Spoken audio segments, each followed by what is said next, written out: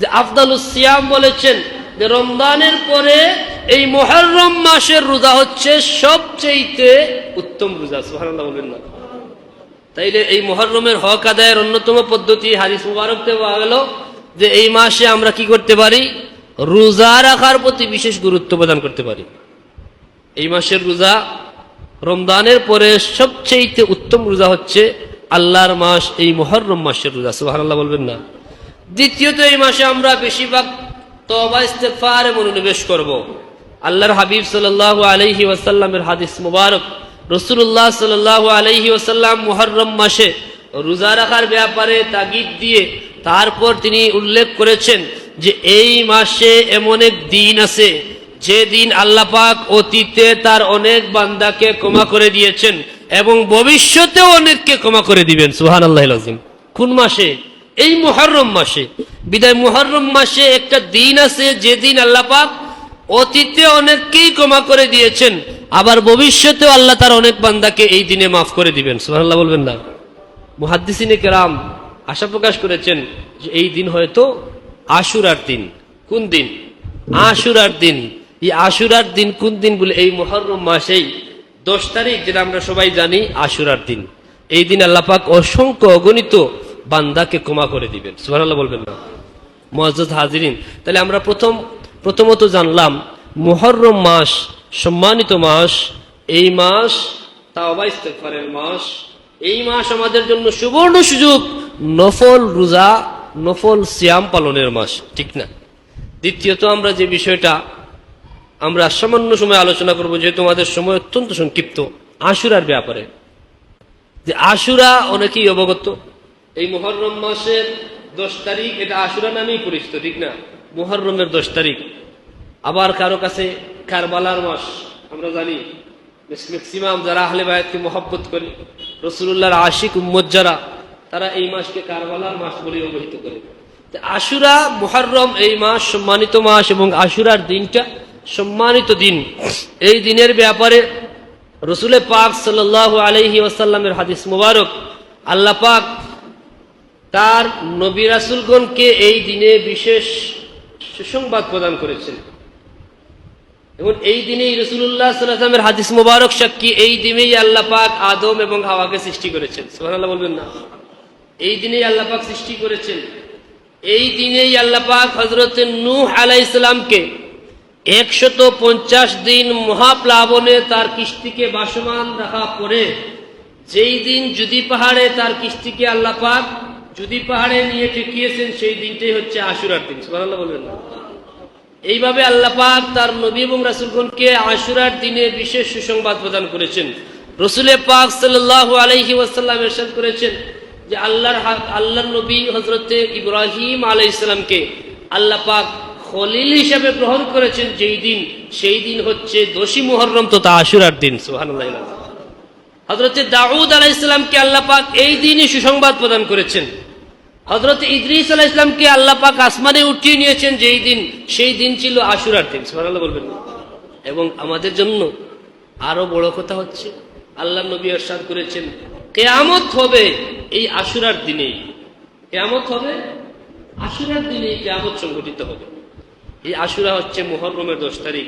এই মুহররম মাসের 10ম দিন, যেটা আশুরার দিন। আশুরার দিনের ব্যাপারে আল্লাহর হাবিব সাল্লাল্লাহু আলাইহি ওয়াসাল্লাম আমাদেরকে প্রথম যে কাজের কথা বলেছেন সেটা হচ্ছে আশুরার রোজা। সবচেয়ে গুরুত্বপূর্ণ হচ্ছে আশুরার দিনের গুরুত্বপূর্ণ আমল হচ্ছে আশুরার রোজা আমরা রাখবো, আশুরার সিয়াম পালন করব।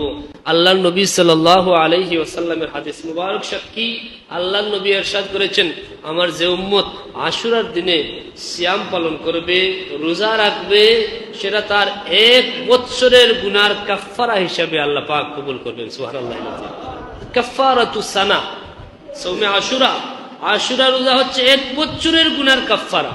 আল্লাহ পাক আমাদের সবাইকে আশুরার রোজা পালন করার তৌফিক ভিক্ষা দান করুন, বলি আল্লাহুম্মা আমিন। এই আশুরার দিন আমরা গোসল করব। হাদিস সাক্ষী, আশুরার দিন গোসল করলে আল্লাহ পাক আপনাকে 1 বছর সব ধরনের দুরারোগ্য ব্যাধি থেকে আল্লাহ পাক আপনাকে হেফাজত রাখবেন। সুবহানাল্লাহ। আশুরার দিন আমাদের আরেকটা বিশেষ আমল হচ্ছে আশুরার দিন আমরা চুকে সুরমা লাগাবো। চুকে কি দিবেন?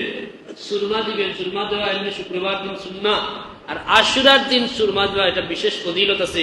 রাসূলুল্লাহ সাল্লাল্লাহু আলাইহি ওয়াসাল্লাম ইরশাদ করেছেন, আশুরার দিন যে ব্যক্তি চুকে সুরমা লাগাবে আল্লাহ পাক 1 বছর তার চুকের রূপ থেকে যাকে হেফাজত রাখবেন। সুবহানাল্লাহ। আশুরার দিন আপনি আপনার পরিবার পরিজনের প্রতি বিশেষ কি করবেন? সচ্ছলতা প্রদর্শন করবেন। অন্যান্য দিনের তুলনায় এই দিন আপনি পরিবারের প্রতি খরচ বেশি করবেন। রাসূলুল্লাহ সাল্লাল্লাহু আলাইহি ওয়াসাল্লামের হাদিস মুবারক সাক্ষী, যে ব্যক্তি আশুরার দিনে তার পরিবারের প্রতি অধিক সচ্ছলতা প্রদর্শন করবে আল্লাহ পাক 1 বছর তাকে সচ্ছল অবস্থায় রাখবেন। সুবহানাল্লাহ বলবেন না? তার অভাব অনটন দূর করে দিবেন, তাকে সচ্ছলতা দান করবেন। এজন্য আমরা আশুরার দিনে কি করব? পরিবার পরিজনের প্রতি বিশেষ সচ্ছলতা প্রদর্শন করব। অন্যান্য দিনের তুলনায় পরিবারের জন্য বেশি খরচ করবেন যেই দিন, সেটা হচ্ছে আশুরার দিন। কথা বুঝা গেছে? বুঝেন নাই বলে? আশুরার দিন আমরা কি করব? পরিবারের জন্য বেশি খরচ করার চেষ্টা করব। ওই দিন ভালো ব্যবস্থা করবেন, খাবারের ব্যবস্থা করবেন, অন্য প্রয়োজনীয় খরচ অন্যান্য দিনের তুলনায় বেশি করবেন আশুরার দিন। আল্লাহ পাক আমাদের সবাইকে তৌফিক ভিক্ষা দান করুন, বলি আল্লাহুম্মা আমিন। সাল্লাল্লাহু আলা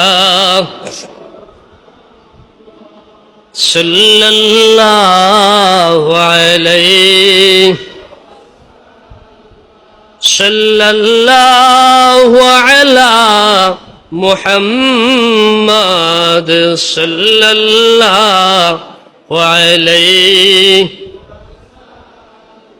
সাল্লাল্লাহু আলা সাল্লাল্লাহু। আরেকটা কথা আমরা আশুরার ব্যাপারে, আশুরার রোজা এত গুরুত্বপূর্ণ রোজা। রাসূলুল্লাহর হাদিস সাক্ষী হযরতে আম্মা জান আয়েশা সিদ্দিকা রাদিয়াল্লাহু তাআলা আনহা থেকে হাদিস বর্ণিত যে রমজানের রোজা ফরজ হওয়ার পূর্বে আশুরার রোজা উম্মতের জন্য ফরজ ছিল। সুবহানাল্লাহ লাজিম বলবেন। এবং আল্লাহর হাবিব সাল্লাল্লাহু আলাইহি ওয়াসাল্লামের সহধর্মিনী আম্মা জান হাফসা রাদিয়াল্লাহু তাআলা আনহা থেকে হাদিস বর্ণিত, রাসূল পাক সাল্লাল্লাহু আলাইহি ওয়াসাল্লাম 6টি কাজ জীবনে কখনোই ত্যাগ করেননি। তার মধ্যে একটি হচ্ছে কখনোই তিনি আশুরার রোজা ত্যাগ করেন নাই। সুবহানাল্লাহ বলবেন না? এবং এই আশুরার রোজার ব্যাপারে আমরা আরেকখানা হাদিস জানি। আল্লাহর হাবিব সাল্লাল্লাহু আলাইহি ওয়াসাল্লাম মক্কা মুকাররমা থেকে মদিনা মুনাওয়ারায় হিজরত করে আসার পর দেখলেন মদিনার ইহুদিরা যে 10ই মুহররম রোজা পালন করতেছে। তাদেরকে জিজ্ঞাসা করলেন, মা হাযাল ইয়াউম, তোমরা এই দিন কেন রোজা পালন করছো? এই দিনের বিশেষত্ব কি? তখন তারা কি জবাব দিয়েছিল? যে এই দিন আল্লাহ পাক রব্বুল আলামিন বনি ইসরাইলকে নাজাত দিয়েছিলেন, ফেরাউনের কবল থেকে বনি ইসরাইলকে নিরাপদে পার করেছিলেন নীল নদ, এবং ফেরাউন এদিন সমূলে ধ্বংস হয়েছিল। এবং আল্লাহর শুকরিয়া আদায়ের জন্য এই দিন আমাদের নবী হযরতে মূসা কালিমুল্লাহ নিজে সাওম পালন করেছেন, নিজে রোজা রেখেছেন, এবং আমরাও এই দিন রোজা পালন করি। সুবহানাল্লাহ বলবেন না? তখন আল্লাহর হাবিব কি ইরশাদ করেছেন? ওয়া নাহনু আহাক্কা বিমূসা মিনকুম, তোমরা তোমাদের চাইতে আমার ভাই মুসার ব্যাপারে আমি বেশি হকদার। এই দিনে রাসূল পাক সাল্লাল্লাহু আলাইহি ওয়াসাল্লাম ইরশাদ করেন, নিজে রোজা রেখেছেন, সাহাবায়ে কেরামকে রোজা রাখার নির্দেশ প্রদান করেছেন। ইহুদিরা যদি মুসা কালিমুল্লাহর অনুসরণে 10ই মুহররম আল্লাহর শুকরিয়া আদায়ের জন্য সাওম পালন করতে পারে, রোজা রাখতে পারে, তাহলে মুসার বেলায় তো আমাদের হক আরো বেশি, আমরাও রোজা পালন করব। এবং এখানে আরেকটা বিষয় হচ্ছে খুবই গুরুত্বপূর্ণ, যে অনেকেই প্রশ্ন করে থাকেন, হুজুর আশুরা রোজা কয়টা রাখা হবে? ঠিক না? এই আশুরা থেকেই অনেক মানুষ একটা ভুল প্রায় করে থাকেন, মনে করেন নফল রোজা রাখলেই একটা রাখা যাবে না, 2টা রাখতে হবে, তাই না? অনেকেই প্রশ্ন করেন রোজা কয়টা? একমাত্র আশুরার ব্যাপারে আশুরার রোজা রাখতে হবে 2টা। কেন? যেহেতু এই দিন ইহুদিরাও রোজা পালন করে। সাহাবায়ে কেরাম প্রত্যেক আল্লাহর নবী সাল্লাল্লাহু আলাইহি ওয়াসাল্লামের খেদমতে আরজ করলেন, ইয়া রাসূলুল্লাহ, এই দিন তো ইহুদিরা রোজা পালন করতেছে, আমরাও রোজা পালন করি। তারা তো এমনিতেই বিভিন্ন প্রপাগান্ডা ছড়ায়, বিভিন্ন ধরনের কি করে অপবাদ দেয়। তারা তো কাবার ব্যাপারে বলেছিল না যে তিনি আমাদের ধর্ম মানেন না, আবার তিনি আমাদের কিবলা ফলো করেন। আল্লাহর নবী তারপর আল্লাহর কাছে তার অন্তরের মধ্যে কষ্ট আসার কারণে আল্লাহ পাক কাবা কিবলা পরিবর্তন করে দিলেন। তো এই ইহুদিরা এই দিনে রোজা রাখে, আমরাও যদি রোজা রাখি, তারা একসময় দাবি করতে পারে যে আমরা তাদের অনুসরণ করতেছি। তখন আল্লাহর নবী বললেন, তাইলে এক কাজ করবা, ইহুদিরা রাখে 1টা, তোমরা রাখবা 2টা, তাইলে তাদের বিপরীত হয়ে যাবে। সুবহানাল্লাহ বলবেন না? এই জন্য আশুরা রোজা রাখতে হবে কয়টা? 2টা। হয়তো আপনি 9-10 রাখবেন, নতুবা 10-11। একান্ত যদি কোনো উজরের কারণে কেউ না পারেন, তাহলে একটা থেকে যেন আমরা বঞ্চিত না হই, ঠিক না? আমরা চেষ্টা করবো এই দিন রোজা রাখতে হবে। 10ই মুহররমের রোজা হবে, আশুরার রোজা হবে কয়টা? 2টা, 9-10 অথবা 10-11। 9-10 অথবা 10-11 আমরা আশুরার সওম পালন করব। আল্লাহ পাক আমাদেরকে সবাইকে তৌফিক ভিক্ষা দান করুন, বলি আল্লাহুম্মা আমিন। এবং আশুরার মাস, এই মুহররম মাসের দান সৎকার ব্যাপারে আমরা অধিক উৎসাহী হব, চেষ্টা করব বেশি দান সৎকার করা। অনেক ঘটনা বর্ণিত আছে, লম্বা আলোচনার যেহেতু সময় নাই, এজন্য আমি চেষ্টা করি খুবই একদম সংক্ষিপ্তভাবে মূল কথাটা আপনাদের কাছে মেসেজটা তুলে ধরার। কারণ এই আশুরার গুরুত্ব ফজিলত যদি আমরা আলোচনা করি, মোটামুটি কুশল আলোচনা করতে হলে অনেক লম্বা সময়ের প্রয়োজন। আশুরার যে তাৎপর্য, যে আশুরা কিভাবে শুরু হলো, আর এই আশুরার দিনকে কেন্দ্র করে আল্লাহ পাকের কত ইহসান, কত ইহসান। এই আশুরার দান সৎকার ব্যাপার হচ্ছে অন্যান্য দিনের দান সৎকার তুলনায় আশুরার দিনের দান সৎকার ফজিলত অনেক বেশি। বাংলা বলবেন না? একটা ঘটনা রাউজুল আফকার কিতাবে ইমাম সফুরি রাহিমাহুল্লাহ উল্লেখ করেছেন, যে হুজুর আলোচনা করতেছেন যে আল্লাহর বান্দারা আশুরার দিন আল্লাহর রাস্তায় 1 দিরহাম দান করলে অন্যান্য দিনের তুলনায় আশুরার দিনের ফজিলত বেশি। এই 1 দিরহামের বিনিময়ে আল্লাহ পাক তার বান্দাকে 1000 দিরহামের সওয়াব দান করে। সুবহানাল্লাহ বলবেন না? 1-এর বিনিময়ে আল্লাহ পাক 1000 দান করেন। বিগত বছরে আল্লাহর বান্দা ওই আলেম সাহেব আলোচনা করেছেন। আমাদের অনেকে আছে না, যে ওয়াজগুলা খুব গুরুত্ব দিয়ে শুনে আমলের চেষ্টা করে, বিশেষ করে নিজের ব্যক্তিগত ফায়দা হয়, স্বার্থ সিদ্ধি হাসিল হয়, এমন বিষয়টা মানুষ বেশি গুরুত্ব দেয়, তাই না? এক লোক ওই মাহফিলে উপস্থিত ছিল, সে আলোচনা শুনেছে যে হুজুর আলোচনা করেছেন আশুরার দিন 1-এর বিনিময়ে আল্লাহ পাক 1000 পর্যন্ত বাড়িয়ে দেন। সে তার ঘরে ছিল 7 দিরহাম। কত দিরহাম? 7 দিরহাম ছিল, সে সব আল্লাহ রাস্তায় দিয়ে দিছে। মনে করছে এই তো সুযোগ গেল, হুজুর যখন বলছে আশুরার 1-এ 1000, তাইলে আমি 7 দিরহাম আল্লাহ রাস্তায় দিয়ে দিলাম, আমাকে আল্লাহ পাক 7000 দিয়ে দিবেন। এই ধারণা রেখে সে দিয়ে দিছে। 1 বছর অতিবাহিত হয়ে গেল, এখন তো আর 7000 হয় নাই। আগামী বছর যখন আবার আসলো, পরের বছর হুজুর বয়ান করতেছেন, ওই লোকটা বেয়াদবের মতো গিয়ে দাঁড়িয়ে বলল, হুজুর আপনি আলোচনা করতেছেন, আপনি বলেছেন আশুরায় 1 দিরহাম দান করলে 1000 দিরহাম আল্লাহ পাক দান করেন, 1-এর বিনিময়ে আল্লাহ পাক 1000 পর্যন্ত বাড়িয়ে দেন। আমি 7 দিরহাম দান করেছি, 1 বছর অতিবাহিত হয়ে গেছে। আছে না? সবার অন্তর তো সমান না, কিছু জাহেল অন্তর ওয়ালা লোক আছে যাদের অন্তরে বিষয়গুলো এমনিতেই ইসলামকে বেশি পছন্দ করে না, এটা তার স্বার্থের জন্য দান করেছে, পায় নাই। সে আইসা বলতেছে, হুজুর আপনি তো বললেন গত বছরে আশুরায় 1-এর বিনিময়ে আল্লাহ পাক 1000 দান করেন, আমি 7 দিরহাম দান করেছি, আমি তো আর 7-এর বিনিময়ে 7ই পাই নাই, 1000 কোথায় পাবো? তখন ওই ইমাম সাহেব তো একটু ব্যথিত হয়ে গেছেন, হুজুর একটু। আল্লাহর বান্দা বাড়িতে চলে গেছে, সন্ধ্যার পরে তার ঘরে এক লোক হাজির হয়েছেন, দরজায় গিয়ে নক করতেছেন, হাতে অনেক টাকা নিয়ে গিয়ে তাকে নক করে বললেন, যে বেকুব, এই নেও তোমার 7000 দিরহাম, আল্লাহর পক্ষ থেকে এটা দেয়া হয়েছে, তবে তোমার জন্য উত্তম ছিল তুমি পরকাল পর্যন্ত অপেক্ষা করতা। সুবহানাল্লাহ বলবেন না? আল্লাহ পাক দেন, আল্লাহ পাক শুনেন। আল্লাহ বলতেছেন, উদউনি আস্তাজিব লাকুম।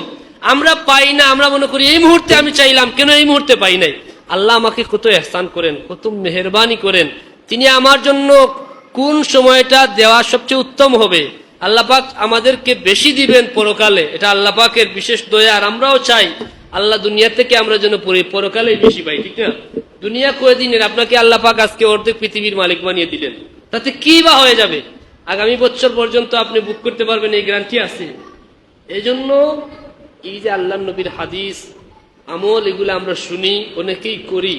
যদি মনে করেন আপনি এটার যথাযথ ঠিক আপনার চাহিদা মতো সময় মতো আপনি ফিডব্যাক পাচ্ছেন না, তাতে নিরাশ হওয়ার, হতাশ হওয়ার কোনো কারণ নাই। আমাদেরকে ধৈর্য ধারণ করতে হবে।